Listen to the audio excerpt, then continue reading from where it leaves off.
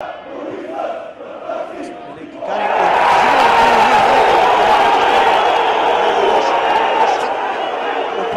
с изключително грубо влизане в ръката на Миленки Кари.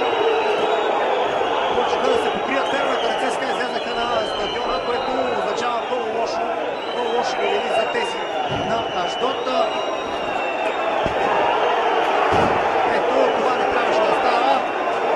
Футболистите на Ашдот сега бягат от тези на ЦСКА и феновете. Абсолютно сами провокираха това поведение. Феновете на ЦСКА са на стадиона. Уважаеми зрители, влезнаха да се саморазправят червените фенове. Побегнаха. Сплашени футболистите на Ашдот. Изключителна драма се случва тук на стадион на Българска армия.